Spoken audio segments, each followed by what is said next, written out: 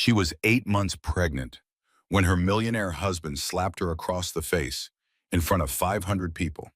The cameras caught everything, the betrayal, the humiliation, and the moment he walked off with another woman who was also pregnant. Everyone thought it was over for her, but what no one knew was that she kept everything, every message, every receipt, every secret that could destroy him. 1 year later, she returned, not for revenge, but for justice. And when she walked into his world again, she didn't come alone. She came with proof. This boss is the millionaire's mistake. Stay till the end. You won't believe how it all turns out. And if stories of courage, betrayal, and redemption move you, hit like, drop a comment, share this story, and subscribe for more powerful dramas like this. The chandeliers in the Hartford Mansion ballroom glittered like frozen stars. 500 guests filled the marble hall, their champagne glasses catching the light as an orchestra played softly in the corner. A banner stretched across the stage read, "Hartford Digital, New Horizons Gala," in elegant script. Everyone who mattered in the tech world was there, dressed in designer gowns and tailored tuxedos, ready to celebrate the next chapter of Blake Hartford's billion-dollar empire. Elena Hartford stood at the entrance, her hand resting protectively on her 8-month pregnant belly. She wore a seafoam blue gown that had been custom-made to accommodate her growing daughter. The invitation had arrived that morning by courier, marked urgent. "Be there tonight. Important announcement about our family. Blake." She had been confused. They hadn't spoken directly in 3 weeks, only through terse text messages about doctor appointments and household matters. But the message said family, so she came. The moment she stepped into the ballroom, conversations stuttered and died. Heads turned, women whispered behind their hands. Men shifted uncomfortably in their expensive shoes. Elena felt the weight of their stares, but kept her chin up, kept walking. Something was terribly wrong. She could feel it in the air, thick and electric, like the moment before a storm breaks. Blake stood at the podium, impossibly handsome in his custom suit. Beside him, in a crimson dress that hugged every curve, stood Sienna Brennan, Elena's college roommate, Blake's executive assistant for the past 2 years. And, Elena noticed with a jolt of shock that nearly stopped her heart, also visibly pregnant. Blake's voice boomed through the microphone. "Tonight, I celebrate new beginnings with the woman who truly supports my vision." Elena's feet carried her forward, though her mind screamed at her to run. "Blake, what's going on?" His eyes, when they met hers, were cold. Stranger's eyes. "You were supposed to sign the papers quietly." "Why are you here?" "What papers? You asked me to come tonight. The message said it was about our family." "I'm done pretending, Elena." His voice carried to every corner of the vast room. "I choose her." He pointed at Sienna, who smiled with the satisfaction of a cat who had caught the canary. The phones came out then. Dozens of them, hundreds maybe. Red recording lights blinked like demon eyes in the dimness. Elena's voice cracked. "Blake, I'm carrying your daughter." The slap came without warning. His palm connected with her cheek with a crack that echoed off the marble floors and crystal chandeliers. The sound seemed to freeze time itself. Elena stumbled backward, her hand flying to her face. She tasted blood where her lip had split against her teeth. The world tilted and blurred. Collective gasps rippled through the crowd, but no one moved to help her. No one intervened. They just stood there, filming, watching, waiting to see what would happen next. "Get her out of my house," Blake said to the security guard stationed near the stage. Elena found her voice, though it came out small and broken. "This is my house. I designed every room. I chose every piece of furniture. I made this place a home." Sienna stepped forward, her hand resting on her own pregnant belly in a gesture that was pure theater. "Not anymore, sweetie. Blake's lawyers changed the deed this morning. Legally, you're trespassing." The security guards took Elena's arms. She tried to pull away, but they were too strong. Blake, please, what about our baby? What about everything we built together?" Blake had already turned away. He took Sienna's hand and lifted it to his lips. The orchestra began playing again, as if on cue. Guests slowly returned to their champagne and forced conversations, desperate to pretend they hadn't just witnessed something monstrous. "Blake!" Elena screamed as they dragged her toward the exit. "You can't do this! Blake!" But he didn't turn around.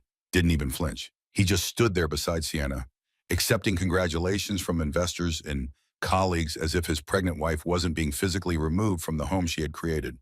They threw her out into the rain. Literally threw her, and Elena landed hard on the wet pavement of the circular driveway, barely catching herself before her belly hit the ground. The mansion doors slammed shut behind her with the finality of a coffin closing. Then came the paparazzi, swarming like sharks drawn to blood in the water. Camera flashes exploded in her face, blinding and relentless. Elena, did you cheat on Blake? Is the baby even his? How does it feel to be replaced by a younger woman? Any comment on Blake's accusations of emotional abuse? Elena curled into herself on the wet driveway, protecting her belly with both arms, rain mixing with the tears and blood on her face. The lights, the shouts, the cameras, it all blurred together into a nightmare she couldn't wake up from. A car screeched to a stop beside her. The passenger door flew open. Get in! Maddie Chen, her best friend since college, reached across the seat. Elena, get in the car now! Elena crawled into the vehicle, leaving her dignity on the wet pavement along with one of her expensive heels. Maddie hit the gas before the door even closed, leaving the paparazzi shouting after them. I saw it on Instagram Live, Maddie said, her knuckles white on the steering wheel. Half of Twitter saw it. Jesus, Elena, what just happened?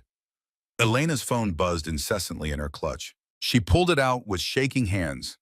10,567 notifications. The video of Blake slapping her had already been viewed millions of times. Hashtags were trending.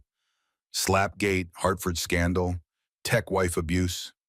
That's me, Elena whispered, watching a stranger's recording of her own humiliation play on loop. That's my life ending in 4K resolution. You're coming to my apartment, Maddie said. You're not alone. Whatever this is, we'll figure it out together. But Elena barely heard her. She was watching the news coverage on her phone. The headlines were already spinning the story. Tech billionaire escapes toxic marriage. Blake Hartford finds love after years of emotional abuse from unstable wife. Sources close to Hartford claim wife hid mental health issues. Her phone rang. Unknown number. Against her better judgment, she answered. Mrs. Hartford, this is Richard Moss, representing Blake Hartford.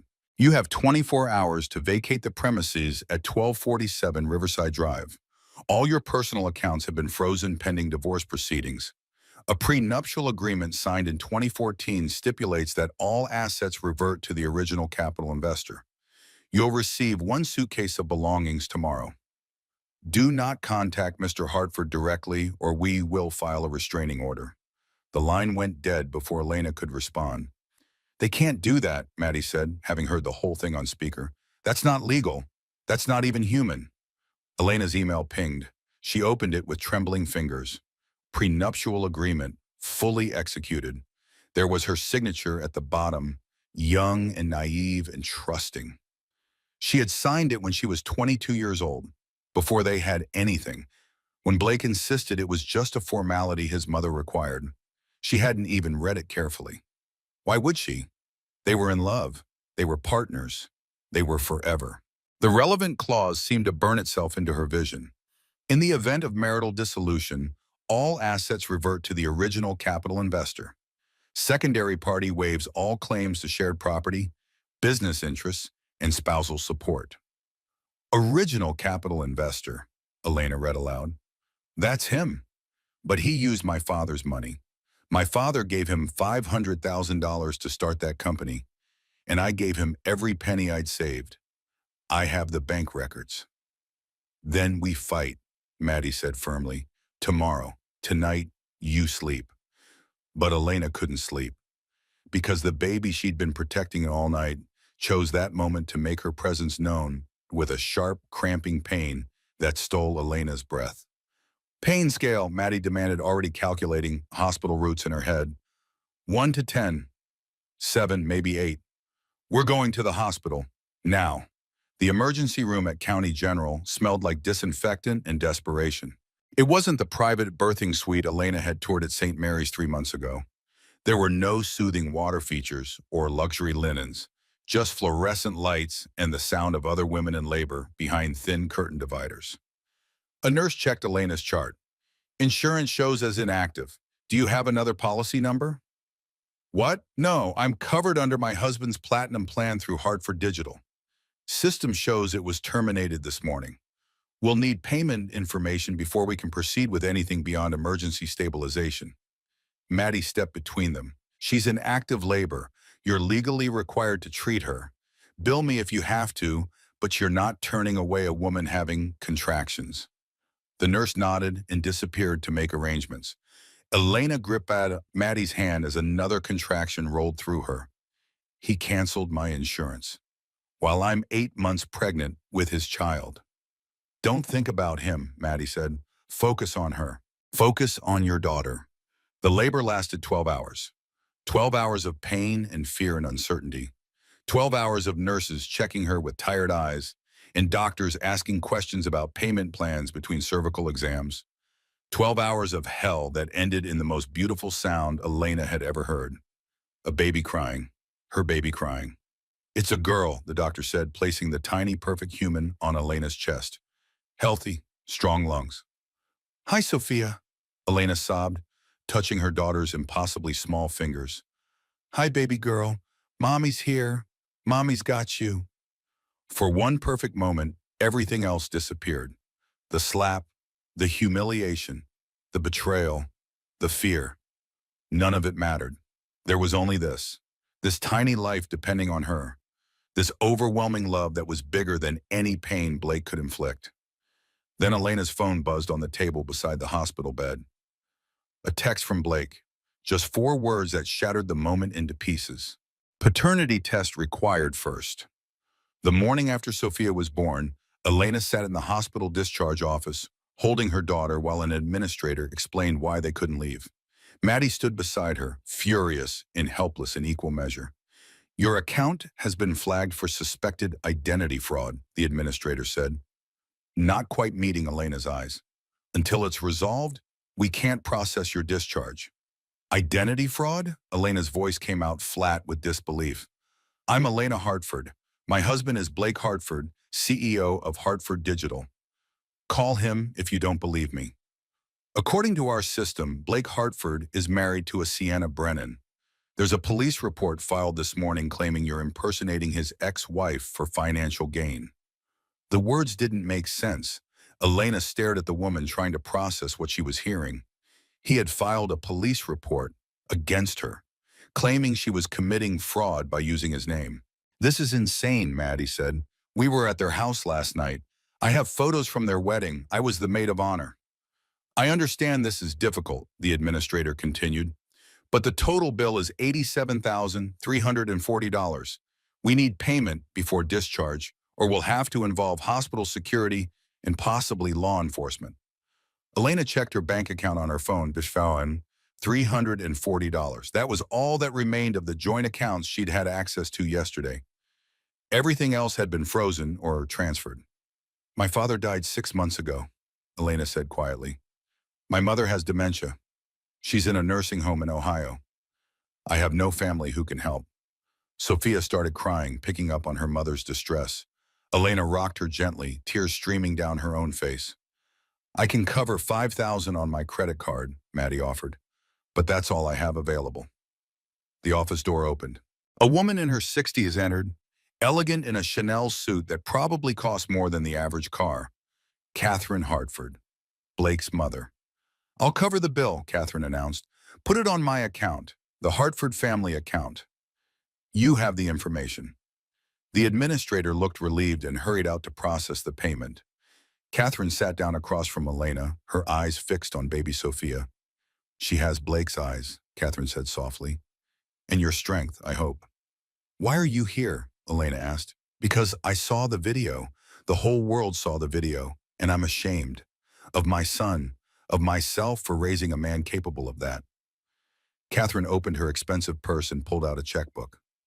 The kind people rarely used anymore. The kind that signaled old money and serious business. I'm writing you a check for $2 million, Catherine said, pen already moving across the paper. It will cover all your expenses, legal fees, and give you and Sophia a fresh start. Elena watched the zeros appear on the check. $2 million. More money than she'd ever seen in one place. Enough to change everything. Enough to give Sophia the life she deserved. There's one condition, Catherine continued, sliding the check across the table. You sign a non-disclosure agreement. You don't speak to the press about Blake. You let him save face publicly. You disappear quietly. Elena stared at the check. $2 million. Safety, stability, a good school for Sophia, a nice apartment, no more struggling. Maddie leaned close. Lena, that's life-changing money. Take it. You've suffered enough. Elena reached for the check. Her fingers were almost touching it when the television mounted on the wall caught her attention. A morning talk show. And there, sitting on the couch looking handsome and sympathetic, was Blake. We're thrilled to announce that Sienna is pregnant, Blake was saying to the host. I'm so excited to be a father with someone who truly supports my vision and understands the demands of my work. The host leaned forward with practiced concern. There are reports that you have another child, a daughter born just yesterday. Blake's expression hardened. We're awaiting paternity results. I have serious doubts about whether that child is biologically mine. My legal team is handling the situation. Sienna touched his arm in a gesture of support. It's been difficult, watching Blake deal with accusations and manipulation. But we're focused on our family now, on our future together. They kissed for the camera. The studio audience applauded. The whole world watched Blake Hartford paint himself as the victim, while Elena held his daughter in a county hospital, facing down $87,000 in medical bills. Something cold and hard settled in Elena's chest where her heart used to be. She looked at Catherine's check, then at Catherine herself. No, Elena said. Elena, be reasonable, Catherine started. Your son took everything from me. Elena's voice was steady now, clear. My home, my savings, my dignity. He used my father's loan, $500,000 that my father worked his whole life to save. Money he gave Blake because he believed in us, in our marriage, in the family we were building. Blake never paid him back. My father died 6 months ago, still believing Blake was an honorable man who would do the right thing. Elena tore the check in half, then in half again. She handed the pieces back to Catherine. I'm not disappearing. I'm not signing anything. I'm going to make sure the entire world knows exactly who Blake Hartford really is. Catherine was quiet for a long moment. Then slowly she smiled. Good, Catherine said. She pulled a business card from her purse. I was hoping you'd say that. This is my personal attorney, Richard Sullivan. He's been gathering evidence on Blake for months, and I'll fund your legal team. All of it, every penny. Wait, Maddie said. The check was a test? I needed to know if you'd fight, Catherine said, standing. Blake has destroyed enough lives. It's time someone stopped him. She looked at Sophia one more time, her expression soft with grandmother's love. Fight for her, Elena. And when you win, let me be part of her life. I want to be the grandmother she deserves, even if my son couldn't be the father she needs. After Catherine left, Elena and Maddie sat in silence for a long moment. So what do we do? Maddie finally asked. Elena looked down at Sophia, sleeping peacefully in her arms. We call that attorney, and we go to war. 1 week later, Elena sat in a corner office overlooking the city skyline. Richard Sullivan, Catherine's attorney, sat across from her with folders spread across the mahogany desk. Beside him was David Cooper, an investigative journalist who looked like he'd slept in his clothes. Mrs. Hartford, Sullivan began, I've reviewed your case. The prenuptial agreement is ironclad, almost. But there's one loophole. What loophole? Elena asked. Sophia was sleeping in a carrier at her feet. Maddie had insisted on coming, but waited in the reception area, ready to help if the baby woke. The agreement states that all assets revert to the original capital investor. Blake has always claimed he self-funded Hartford Digital, but if we can prove he used your family's money as seed capital, the entire prenup is void due to fraud. David Cooper slid a folder across the desk. I've been investigating Blake's company for 18 months. Started as a puff piece about self-made tech billionaires. But I'm a journalist. I follow the money. And the money told a very different story. He opened the folder. Bank statements, wire transfers, emails, all dated from 2014. June 15th, 2014. Your father, James Bennett, wired $500,000 to Blake Hartford. The memo line says business loan, Hartford Digital Seed Capital.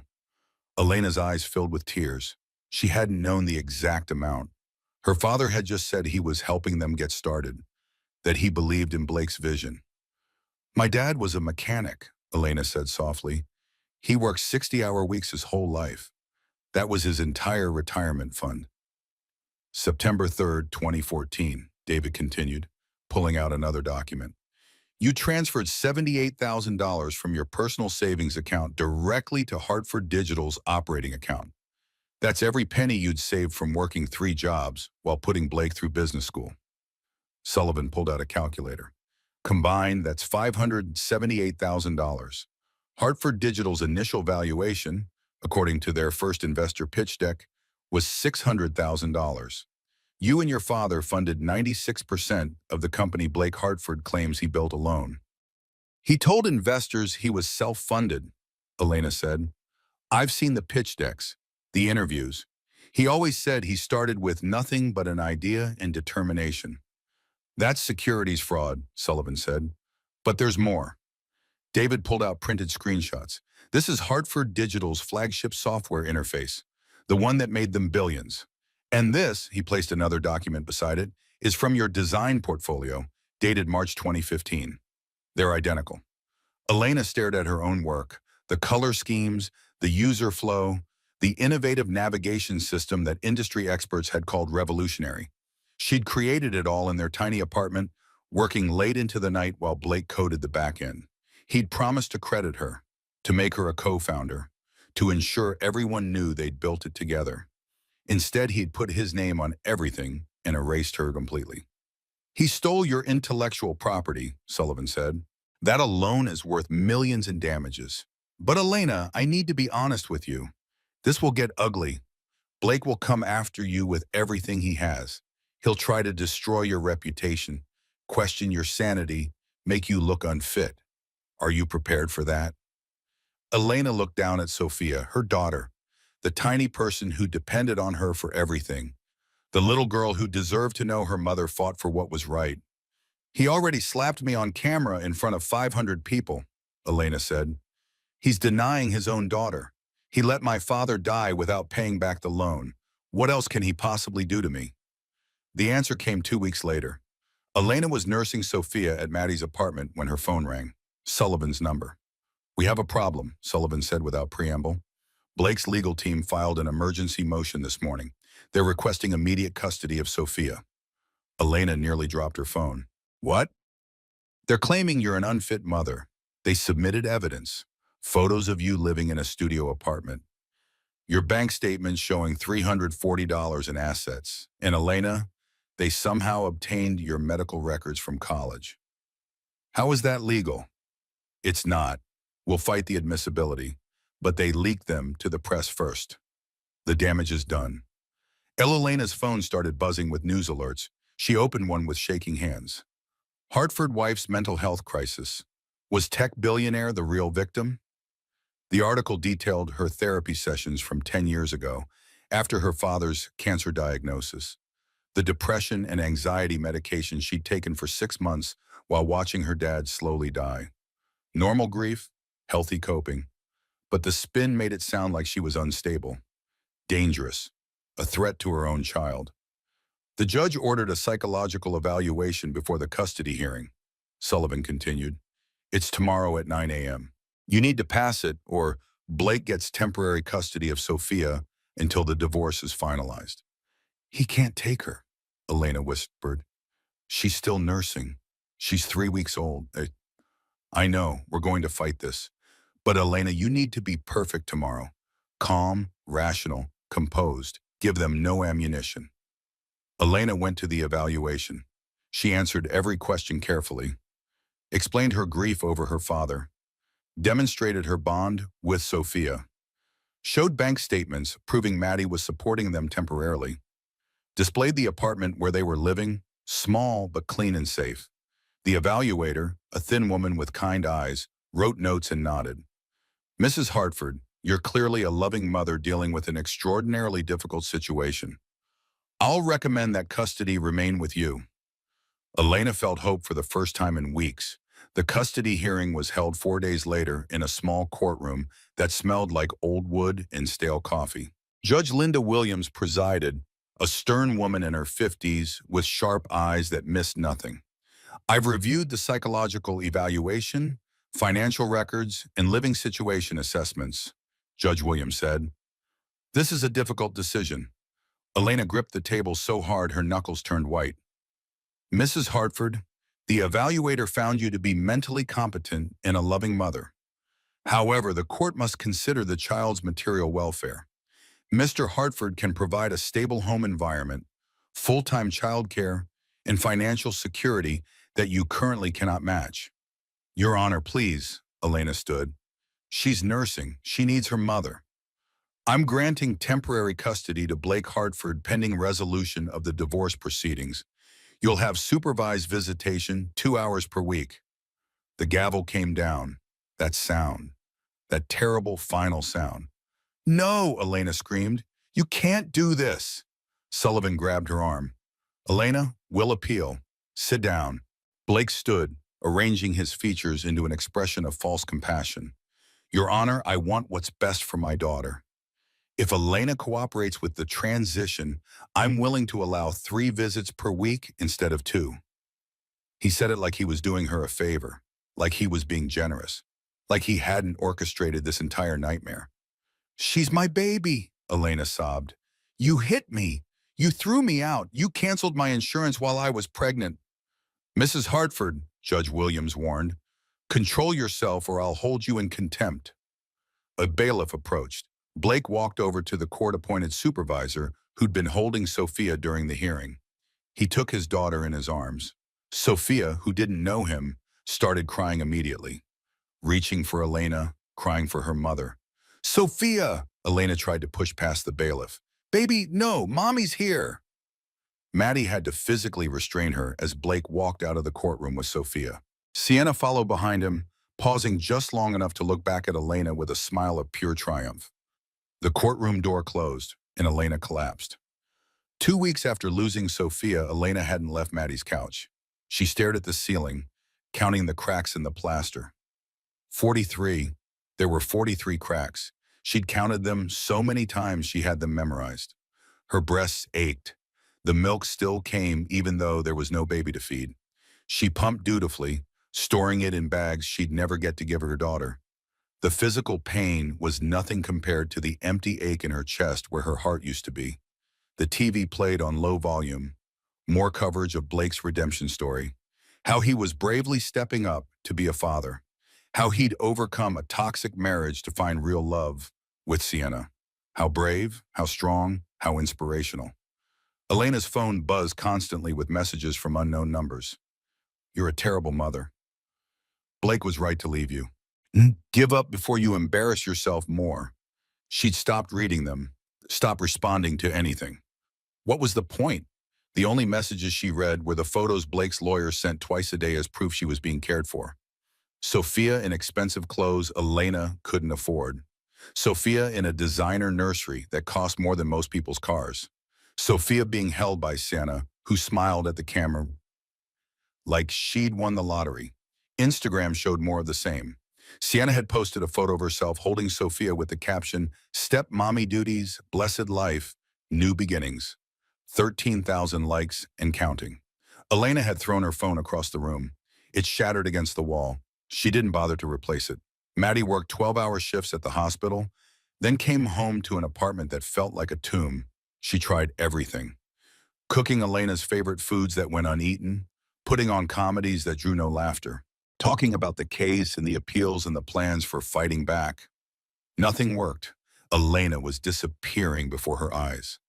It was on a particularly bad night that Maddie found Elena standing at the window. They were 5 stories up. The street below was wet with recent rain, reflecting the city lights.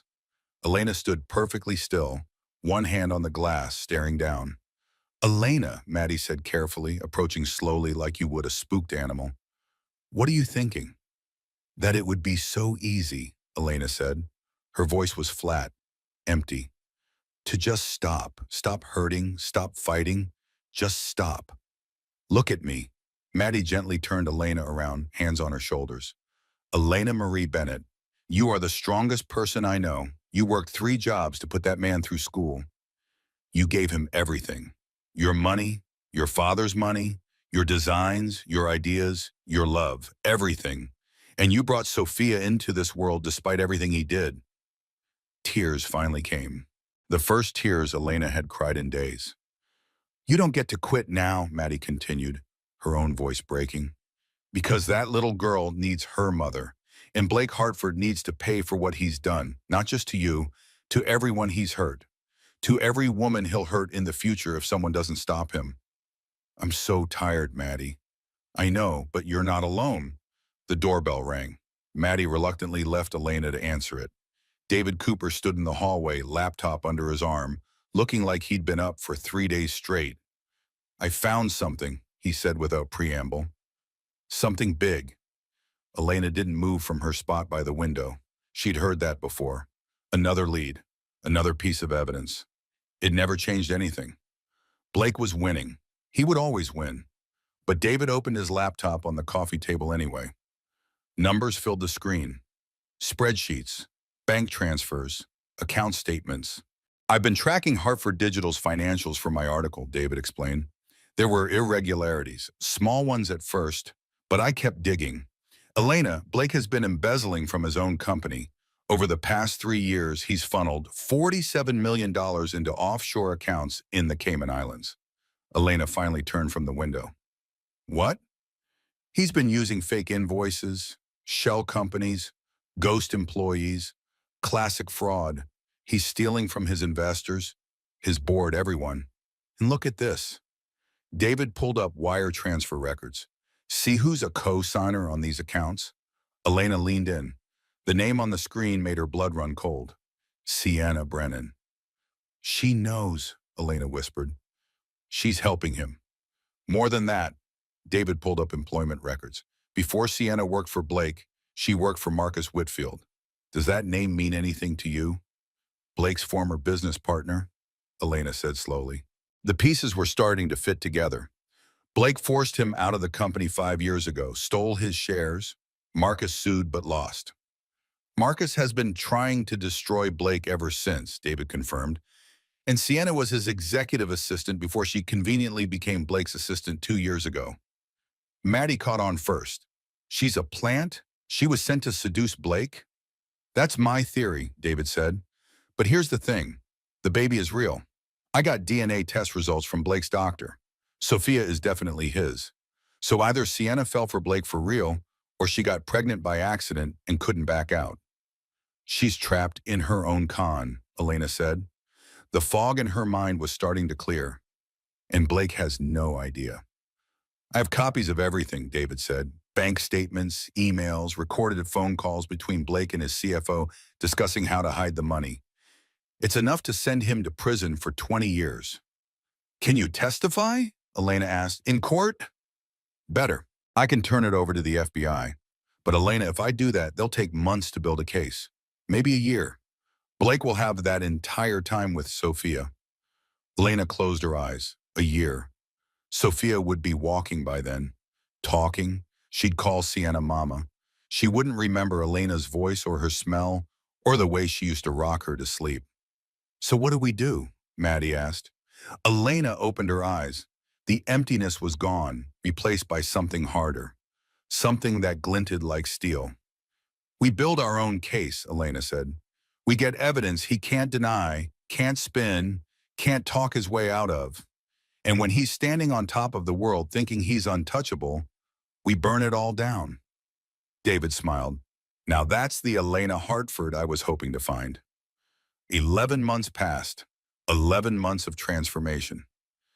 Elena started with the law library. She checked out every book on corporate fraud, securities law, forensic accounting. She read until her eyes burned, taking notes in careful handwriting that filled notebook after notebook.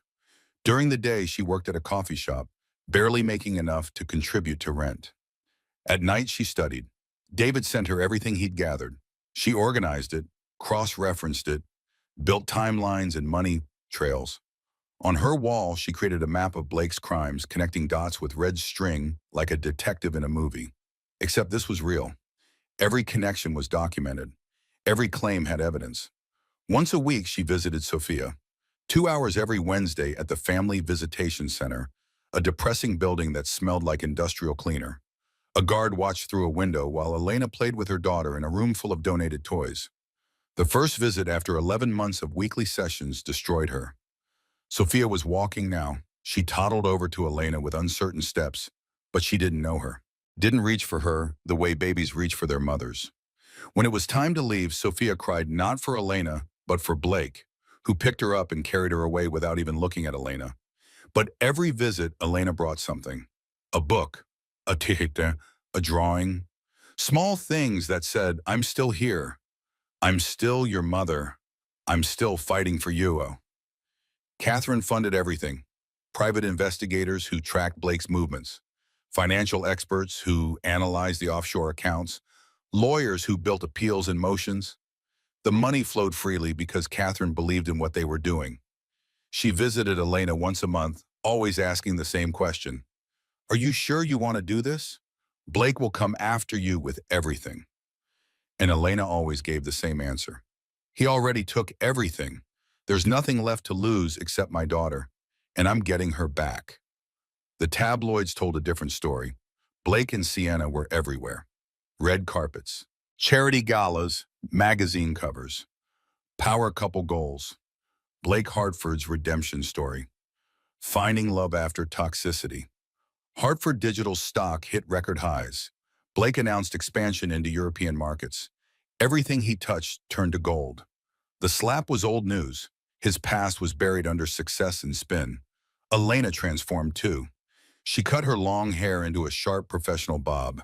She bought a few good pieces, a blazer, a white suit, shoes that made her feel powerful. She learned to hold her head high again, to look people in the eye, to speak without her voice shaking. She wasn't the broken woman they'd thrown into the rain. She was someone new, someone harder, someone who knew exactly what she was capable of. 3 weeks before the annual Hartford Digital Investor Gala, David met Elena at the coffee shop where she worked. He slid a flash drive across the table. Everything's here, he said. 3 years of financial fraud, testimony from 5 whistleblowers, recorded conversations, bank transfers, all of it. It's enough to send Blake to prison for 20 years. When's the gala? Elena asked. 3 weeks. Why, Mama? Because that's when we end him, in front of everyone who matters. David leaned back, studying her. You've changed. No, Elena said. I just remembered who I was before I let him make me small. 1 week before the calling, Elena's phone rang. Sullivan's number. Blake's attorneys called, Sullivan said. He sounded surprised. They want to settle. Elena's heart lurched. Settle how? Full custody to you, $10 million. Your father's loan repaid with interest. And a public apology. Elena sat down hard. $10 million. Sophia, an apology. Everything she'd fought for, everything she'd lost sleep over. All of it handed to her on a silver platter. Why now? I don't know, but Elena, this is a good deal. Take it. You could have Sophia home tonight. Oh, Elena picked up a pen, looked at the settlement agreement that Sullivan had emailed. All she had to do was sign. She thought about Sophia, about holding her again, about tucking her into bed every night instead of just Wednesday afternoons, about being her mother again instead of a stranger with supervised visitation rights. Her hand moved toward the signature line. Then her phone buzzed. A text from David. Turn on channel 7, now. Elena grabbed the remote. A morning talk show filled the screen. And there, sitting on the couch looking handsome and charitable, was Blake. We're announcing a new initiative today, Blake was saying. The Sophia Hartford Foundation, named after my daughter. It'll provide resources for single mothers in crisis. The audience applauded. The host gushed about his generosity. Sienna sat beside him, touching his arm, playing the supportive partner perfectly. There have been ongoing legal issues with Sophia's birth mother, the host said carefully. Blake arranged his features into practiced sadness. It's been difficult. We've tried to reach out, offer support, but Elena has been combative. We're hoping she accepts our settlement offer and we can all move forward peacefully. Elena, if you're watching, please, for Sophia's sake, let's end this. More applause. The camera caught Blake looking directly into the lens, smiling. He knew she was watching. He was using her daughter's name for good publicity while simultaneously trying to buy her silence. Elena set down the pen. She called Sullivan back. Tell Blake's attorneys I decline. What? Elena, you're making a mistake. Let go of your anger and think about what's best for Sophia. I am thinking about Sophia. She deserves to know the truth about her father. And so does everyone else. We're going to the gala. Elena hung up and looked at herself in the mirror. The woman staring back was someone Blake Hartford wouldn't recognize. Someone he'd underestimated. Someone who was about to make the biggest mistake of his life into the biggest mistake of his life. Let's go ruin a party, Elena said to her reflection. The Grand Metropolitan Hotel glittered like a jewelry box. Limousines lined the curved driveway, depositing guests in designer gowns and custom tuxedos. Paparazzi shouted and cameras flashed. The banner above the entrance read, Hartford Digital Annual Investor Gala, in letters 3 feet tall. Blake arrived with Sienna on his arm. She wore a scarlet dress that hugged her post-pregnancy figure perfectly. He wore a smile that said he owned the world. And why wouldn't he? His company was valued at $5 billion. He had a beautiful partner, a healthy daughter, investors who worshipped him. The past was buried. The future was bright. Inside the ballroom, 500 guests sipped champagne and networked. The orchestra played softly. Wait staff circulated with appetizers that cost more per bite than Elena used to make in an hour at the coffee shop. Blake took the stage to applause. Ladies and gentlemen, thank you for coming. Tonight we celebrate not just Hartford Digital's success, but our expansion into European markets. With your continued investment, we're projected to double our valuation within 18 months. More applause. Blake soaked it in, his smile growing wider.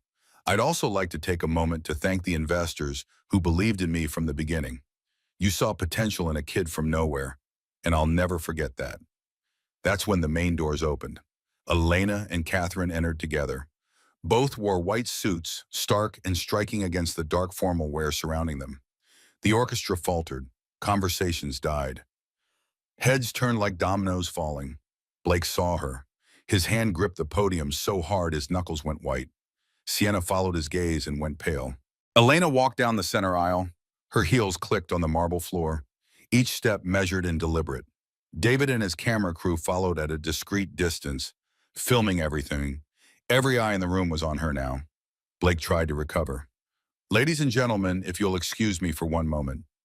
Don't stop on my account, Elena said, her voice carrying clearly through the silent ballroom. I'm very interested in your origin story. Please continue to tell everyone how you're a kid from nowhere who made it big. Blake forced a smile, addressing the crowd. My ex-wife, everyone. Elena, this isn't the time or place. No? Elena reached the front, standing before the stage. This seems like the perfect time. You're thanking investors who believed in you from the beginning. I'd like to introduce you to the very first investor. She pulled a document from her clutch. June 15th, 2014. James Bennett, my father, wired you $500,000. The memo line says business loan, Hartford Digital Seed Capital. She held up the bank statement. David's crew zoomed in. Investors in the crowd pulled out their phones, some starting to film, others already Googling. Murmurs rippled through the room. Blake's forced smile slipped. That was a gift, Blake said. Not a loan. Really? Because I have text messages where you promised to pay him back once the company went public.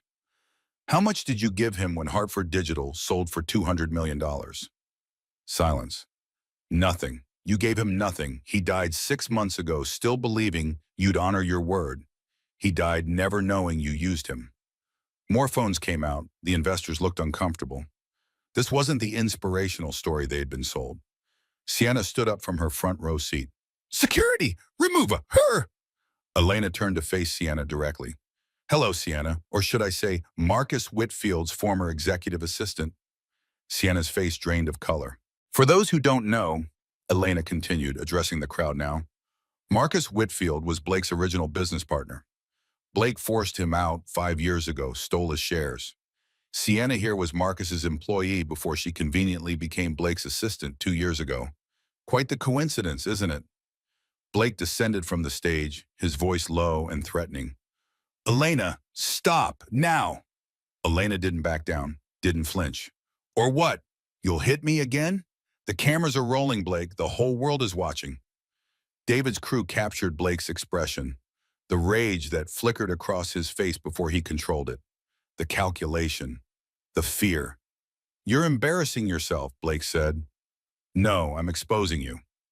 Elena pulled out another document. These are financial records from Hartford Digital. Over the past 3 years, you've embezzled $47 million from your own company. Fake invoices, shell corporations, ghost employees. She tossed the pages onto the floor. They scattered across the marble like accusation made physical. You stole from the pension fund, from the employees who trusted you, from these investors. She pointed at the crowd. From everyone. An investor stood up. Is this true? Blake's lawyer started to respond, but Elena talked over him. I have bank statements, wire transfers, recorded phone calls between Blake and his CFO discussing how to hide the money. And this. She pulled out one more document. The CO signer on your offshore accounts? Sienna Brennan. Your fiancé is an accessory to fraud. Sienna shot to her feet. I didn't know. He told me it was for tax purposes. Shut up! Blake whirled on her. Don't say anything. The outburst confirmed everything. The crowd erupted in shocked murmurs. Phones were everywhere now, recording from every angle. This was going to be on every news site within minutes. Oh, and Blake? Elena's voice cut through the chaos. Remember the paternity test you demanded? Sophia is 99.9% yours. You knew that 10 months ago. But you kept fighting me anyway because admitting you were wrong would make you look weak. She held up Blake's own paternity results, stamped and certified. Your ego was more important than your daughter. The silence that followed was absolute. Even the orchestra had stopped playing. Blake stood exposed in the middle of his own party, surrounded by investors and colleagues who were seeing him clearly for the first time. Then the doors burst open. FBI agents flooded in, led by a woman in a dark suit. Blake Hartford, you're under arrest for securities fraud, money laundering, and wire fraud. The agent approached with handcuffs. Blake's face went from confident to panicked in seconds. No, wait, you can't. I didn't. The smooth talk deserted him. He was just a man now, cornered and caught. You have the right to remain silent. The agent cuffed him while cameras flashed from every direction. Anything you say can and will be used against you in a court of law. Blake twisted back as they led him toward the exit. His eyes found Elena. This is your fault. You destroyed me. Elena's voice was calm, cold as winter. No, you destroyed yourself. I just made sure everyone could see it. They dragged him out as the press swarmed. The ballroom erupted into chaos. Investors demanded answers. Reporters shouted questions. It was beautiful mayhem. Catherine approached Elena and pulled her into a hug. Thank you for saving my son from himself, even if he doesn't understand it yet. Maddie pushed through the crowd next, laughing and crying at the same time. You did it. Holy shit. You actually did it. But Elena didn't feel triumphant. She just felt tired. 11 months of work, 11 months of pain, and it was finally over. 4 months later, the trial began. The courthouse was a gray monolith that seemed to absorb light rather than reflect it. Reporters camped on the steps. Protesters held signs. Some supported Blake, claiming he was being persecuted for his success. Others supported Elena and the employees he had stolen from. The whole thing was a media circus. Inside, the courtroom was all dark wood and harsh fluorescent lights. Blake sat at the defense table in an orange jumpsuit, looking like someone had taken everything that made him Blake Hartford and stripped it away. No designer suits, no confident smile, just a man facing 23 counts of fraud. Elena sat in the back row with Maddie. She didn't want Blake to see her watching. Didn't want to give him the satisfaction. The prosecution's case was methodical. Financial experts testified about the offshore accounts. Charts showed exactly where the 47 million had gone. Accountants explained the fake invoices and shell companies. It was dry, technical testimony that made several jurors look confused. But then Sienna took the stand. She'd made a deal with prosecutors. Testimony in exchange for immunity. She wore a modest gray dress and no makeup. She looked small and scared, nothing like the confident woman who'd smiled beside Blake at 100 charity galas. Ms. Brennan, the prosecutor began, can you describe your relationship with the defendant? I was hired by Marcus Whitfield to get close to Blake Hartford, to seduce him, destroy his marriage, and gather evidence for a lawsuit Marcus wanted to file. The courtroom murmured. Jurors leaned forward, suddenly interested. Did you fall in love with Mr. Hartford? Sienna's eyes filled with tears. I thought I did. He was charming, powerful. He made me feel special. But looking back, I think I fell in love with the lifestyle, not the man. Did Mr. Hartford know about the embezzlement? He orchestrated all of it. Every fake invoice, every shell company. He'd joke about it, called it creative accounting. He said rich people don't go to jail. Blake's jaw clenched. He stared at Sienna with pure hatred. His lawyer whispered something, but Blake ignored him. One more question, the prosecutor said. Did Mr. Hartford ever express remorse for how he treated his wife, Elena? Sienna's voice broke. No, he called her terrible things. Said she was dead weight he'd finally cut loose. He laughed about the slap. Said it made him look decisive. Like he was making tough business decisions instead of hitting his pregnant wife. Several jurors looked at Blake with disgust. One woman shook her head slowly. When Elena's turn came to testify, she wore a simple gray suit. She looked directly at the jury, not at Blake. Mrs. Hartford, the prosecutor said, can you describe your contributions to Hartford Digital? I designed the original user interface.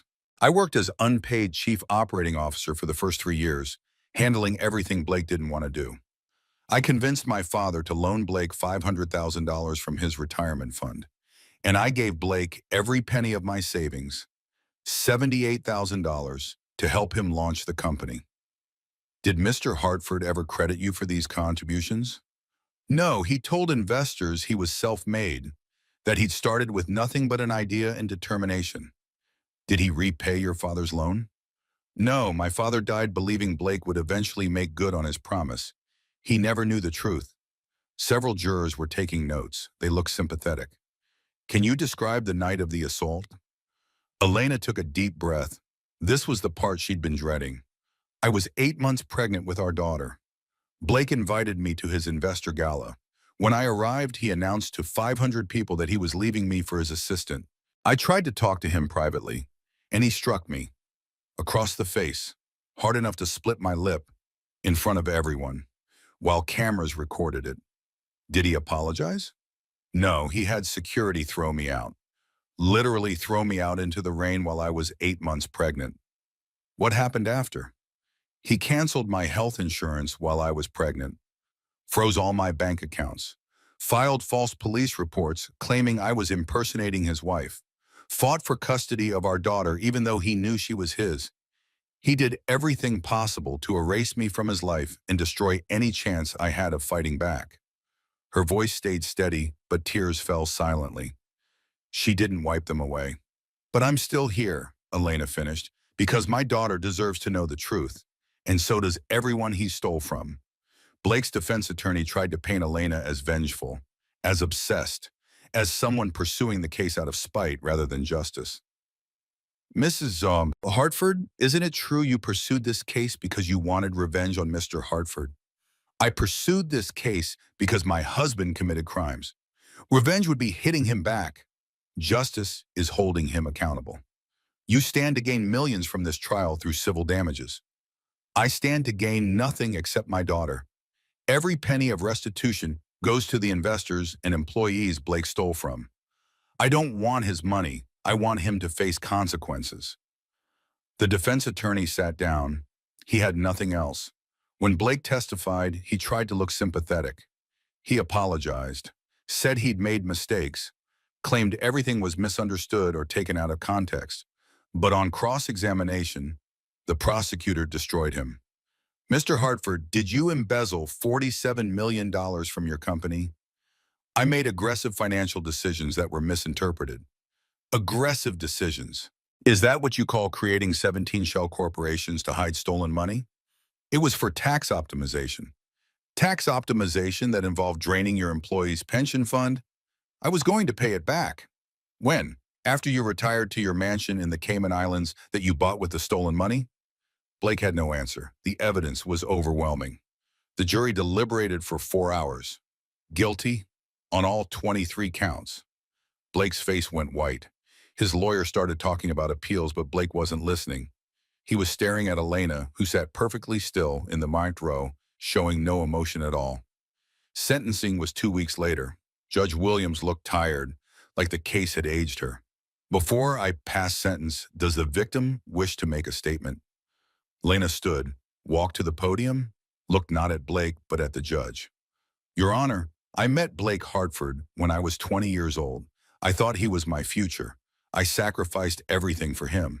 My education, my career, my savings, my father's retirement fund. I gave him everything because I believed in us, in the partnership we were building. She paused.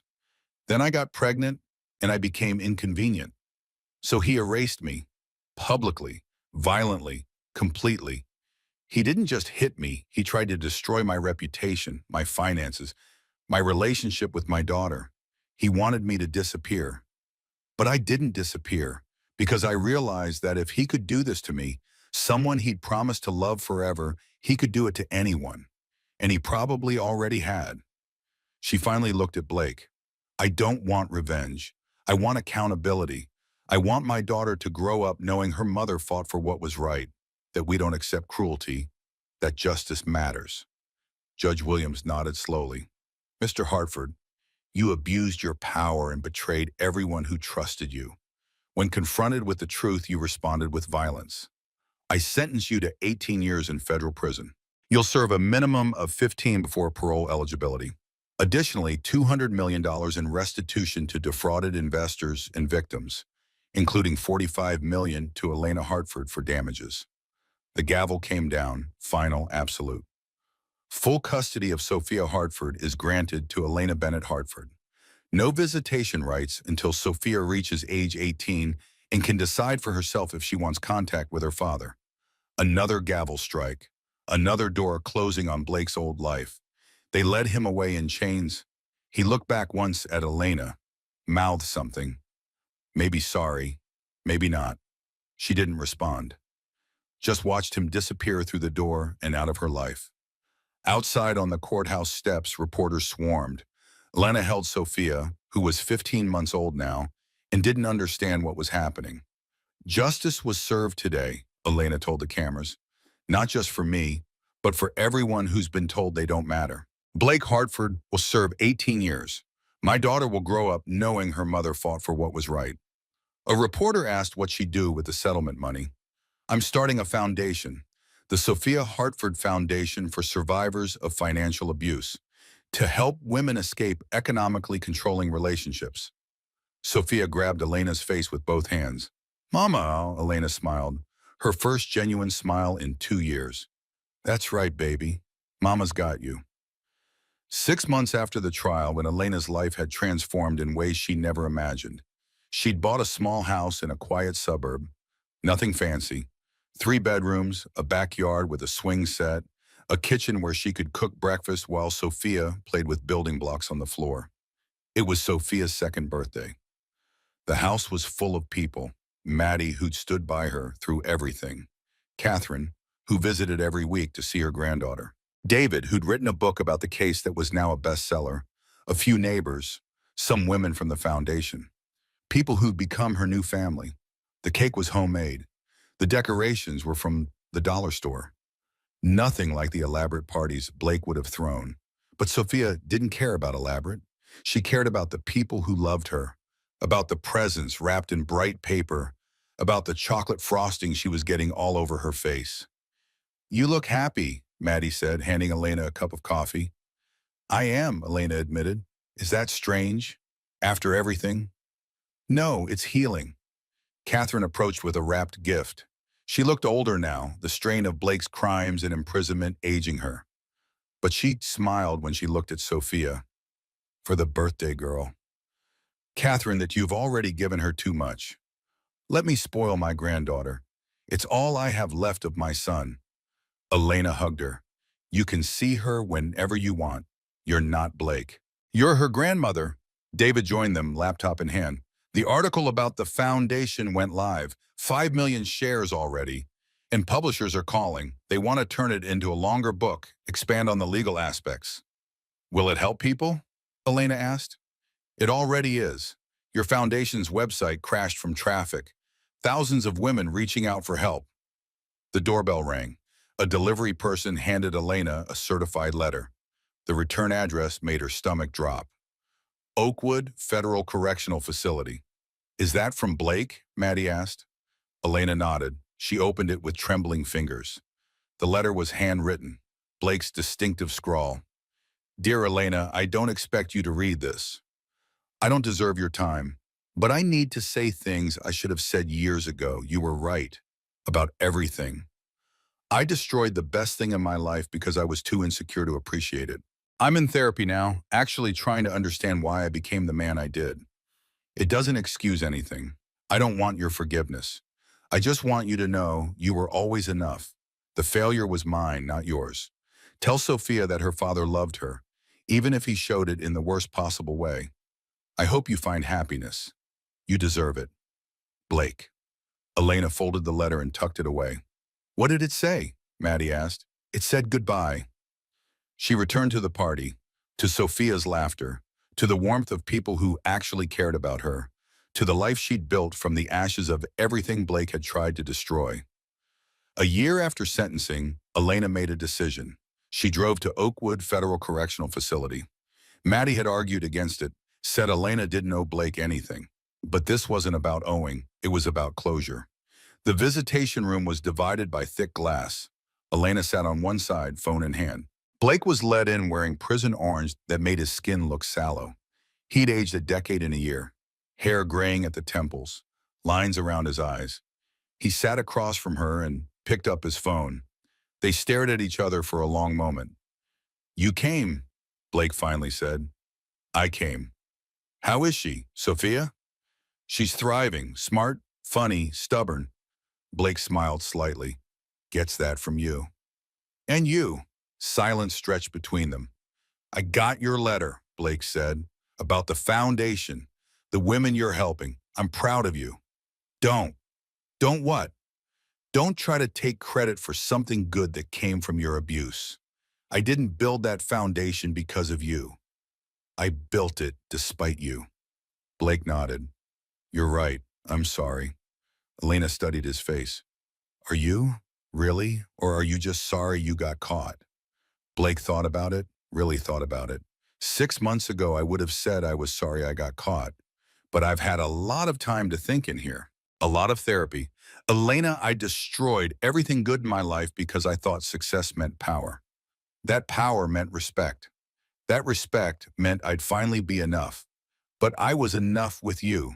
In that tiny apartment before the money, I was enough then, and I threw it all away. Why did you hit me? In front of everyone? Because I was terrified. Sienna made me feel powerful. You made me feel human, vulnerable, and I couldn't handle that. So I destroyed you before you could see how weak I really was. Elena felt something loosen in her chest. Not forgiveness exactly, but understanding maybe. I forgive you, Blake. He looked stunned. What? I forgive you, not for you, for me. Because carrying hate is exhausting, and I want to be free of you. Completely. Blake's eyes filled with tears. Thank you. But I won't forget, and I'll make sure Sophia knows the truth when she's old enough. All of it. That's fair. When she's 18, if she wants to meet you, I won't stop her. But it'll be her choice. Will you tell her I loved her? I'll tell her you're her father, that you made terrible mistakes, that people are complicated, and she gets to decide what that means to her. That's more than I deserve. Elena stood. It is. Goodbye, Blake. Elena, wait, she paused. Thank you for fighting, for not letting me erase you. You saved my life by destroying it. I didn't save you. You'll have to do that yourself. Elena hung up the phone and walked toward the exit without looking back. Behind her, Blake sat alone in his orange jumpsuit, watching her leave. Sunlight streamed through the high windows, illuminating the dust motes floating in the air. He'd lost everything: his company, his freedom, his daughter, his future. But maybe in some twisted way, Elena had given him something too. The chance to become someone better than the man who'd struck his pregnant wife in front of 500 people. Maybe redemption was possible, even for someone like him. But that was his journey now, not hers. Elena walked out into the sunshine, free. 2 years after the trial, Elena stood in a public park watching Sophia chase bubbles. Her daughter was 3 years old now, full of energy and laughter and questions about everything. She had Blake's eyes and Elena's determination and Catherine's love for fancy hats. It was Sophia's birthday party. Nothing elaborate, just a park pavilion with balloon arches and picnic tables. But it was full of love. Maddie brought her new girlfriend, a teacher who made Sophia laugh. Catherine arrived with presents as always, spoiling her granddaughter shamelessly. David came with his wife and 2 kids who immediately started playing with Sophia. And there were others. Rebecca Torres, who ran the Texas chapter of the foundation. 3 other women who'd escaped financially abusive relationships with the foundation's help. A community college professor who'd been an investor in Hartford Digital and lost everything when Blake went to prison, but who said watching Elena fight had inspired him to rebuild. This was family now, not blood, not obligation, just people who'd chosen to be there.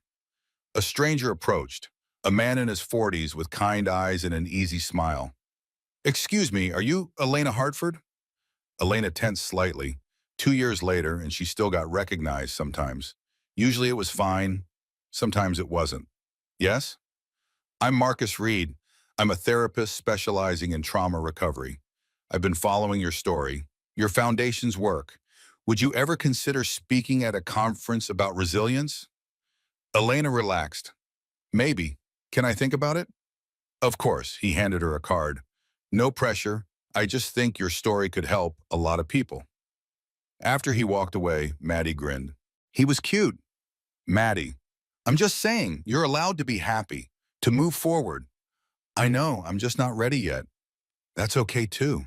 Sophia ran up, tugging Elena's hand. "Mama, cake time." Elena scooped her up. "Okay, birthday girl." Everyone gathered around the pavilion.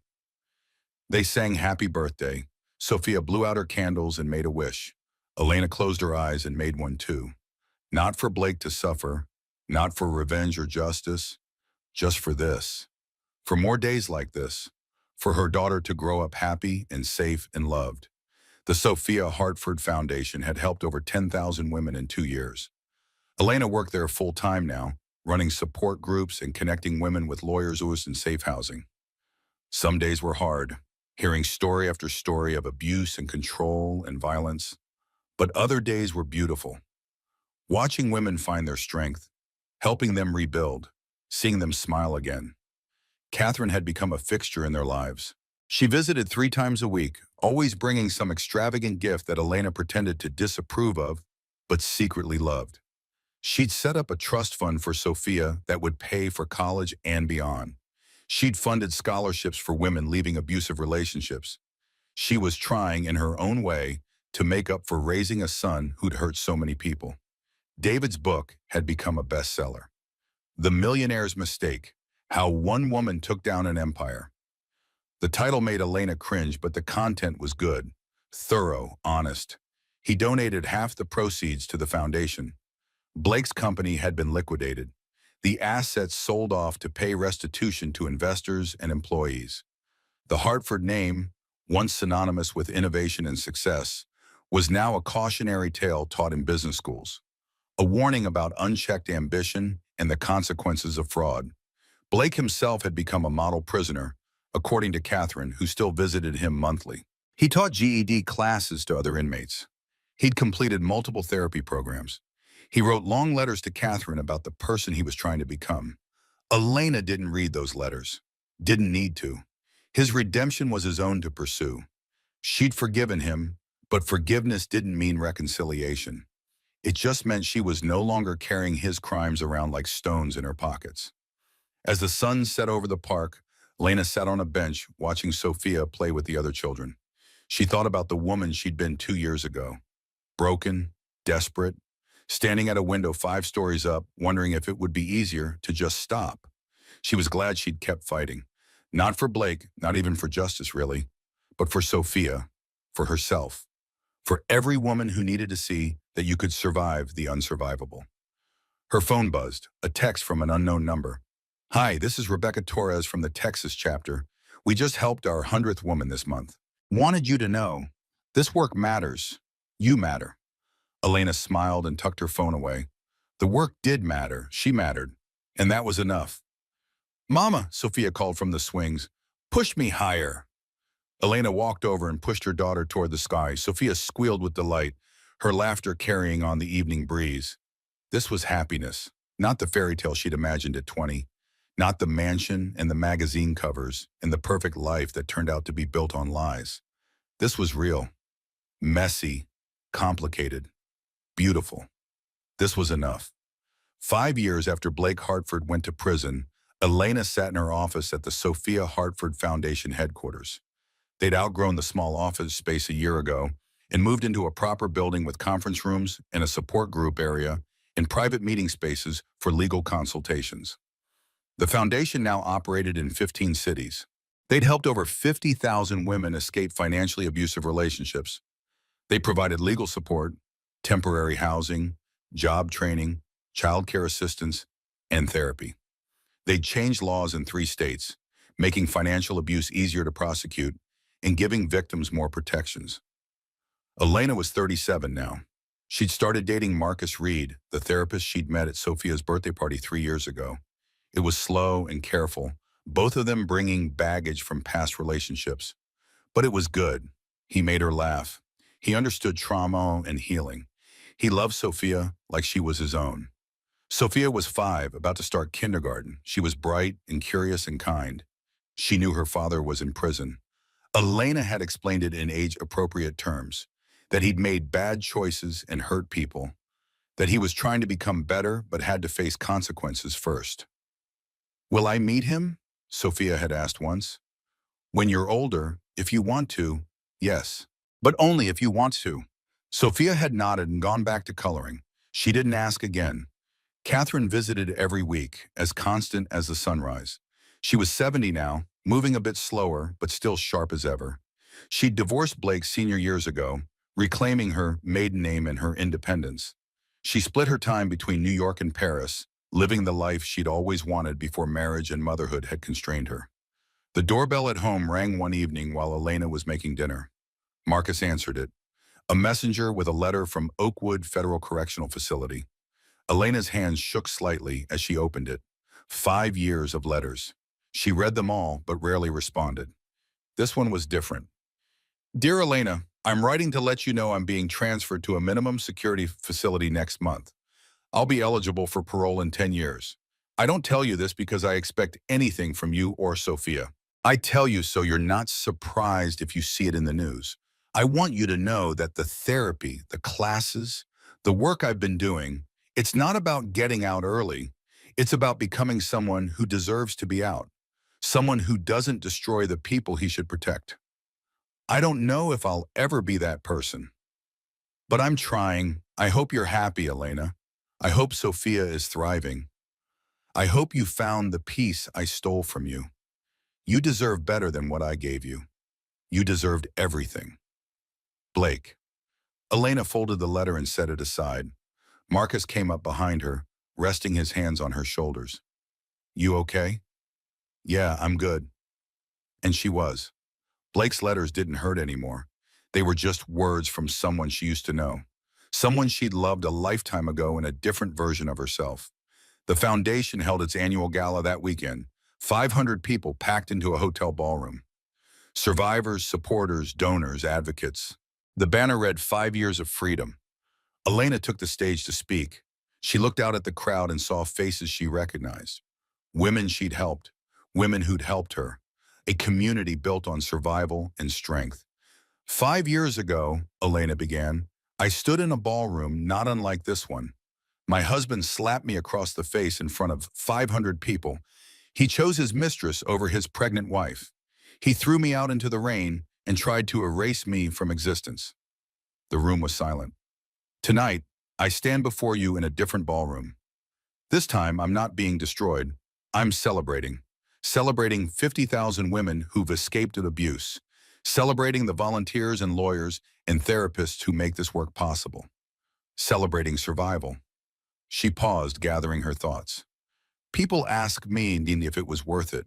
All the pain and the fighting and the years of struggle. And I tell them it wasn't about revenge. It wasn't even about justice, really. It was about truth, about refusing to be erased, about showing my daughter that you don't accept cruelty, that you fight for yourself, that you never ever let someone destroy who you are. The crowd erupted in applause. Elena smiled, feeling the weight of everything that had brought her to this moment. After the gala, she went home to find Sophia already asleep, Marcus reading beside her bed until she drifted off. Elena kissed her daughter's forehead and whispered, "I love you, baby girl." Later, she stood at her bedroom window looking out at the quiet suburban street. Marcus came up behind her, wrapping his arms around her waist. "What are you thinking about, Yabastam?" he asked. "About the woman I used to be. The one who believed love meant sacrifice, who thought making herself smaller would make her partner bigger. And now? Now I know better. Love doesn't ask you to disappear. It asks you to show up fully, to be seen, to take up space, Bug." She turned in his arms. "Thank you for seeing me. Thank you for letting me." They stood there in comfortable silence, two people who'd found each other after learning the hard way what they didn't want. The next morning, Elena woke to Sophia jumping on her bed. "Mama, it's Saturday. Can we go to the park?"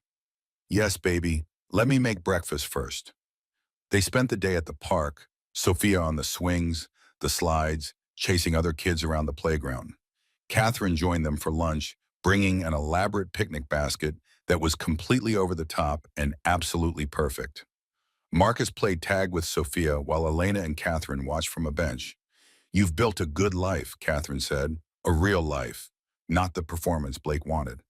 "I have," Elena agreed. "It's not what I imagined when I was 20, but it's better. It's real." "Do you think about him, Blake?" "Sometimes, but not the way I used to. Now he's just someone from my past, someone I learned from, but not someone who defines me."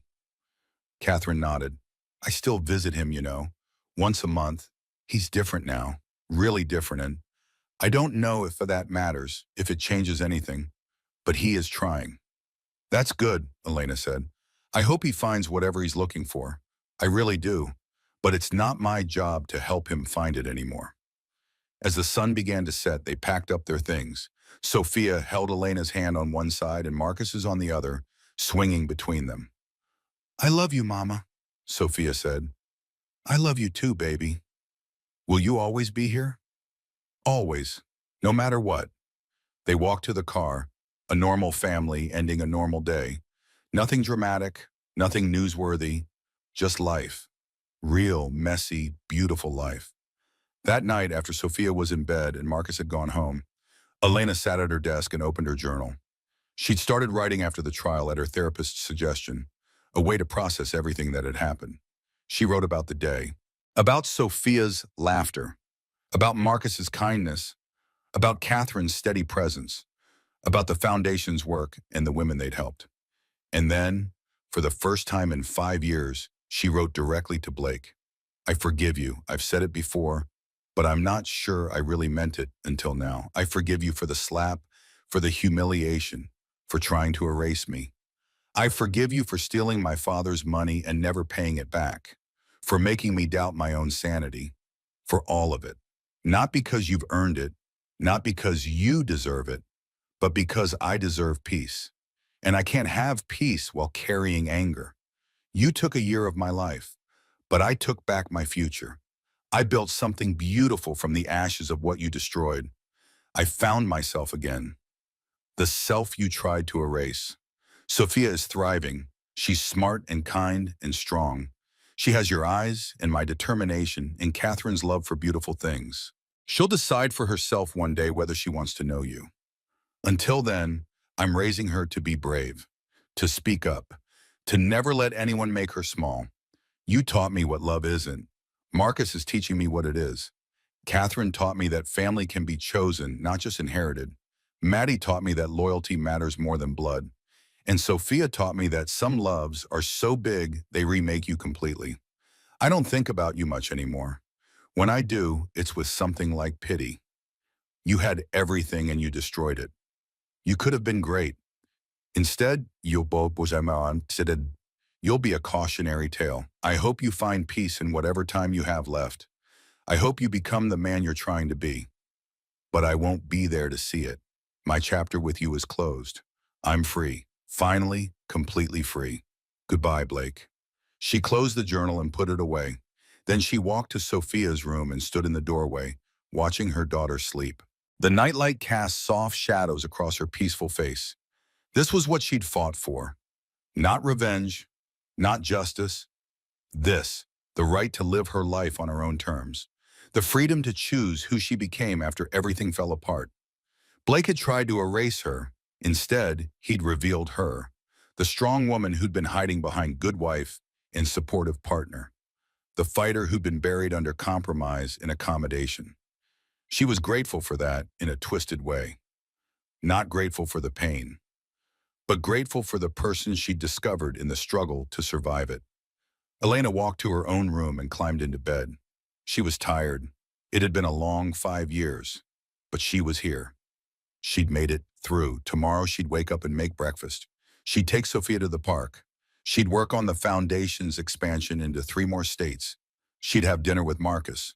She'd call Maddie and laugh about something ridiculous. She'd video chat with Catherine, who was currently in Paris living her best life. She'd live fully, completely, without apology. The woman Blake had slapped in that ballroom 5 years ago was gone. She died the night Elena stood at a window 5 stories up and decided to keep fighting. In her place was someone new, someone stronger, someone who knew her own worth and wouldn't accept less than she deserved, someone free. Elena turned off the light and closed her eyes. Tomorrow would come, life would continue, and she would be ready for it because she wasn't the millionaire's mistake. She was the survivor of his biggest mistake, and that made all the difference. She smiled in the darkness and drifted off to sleep, dreaming of bright tomorrows and the sound of her daughter's laughter. The end. Not of her story, just of this chapter. The best chapters were still to come.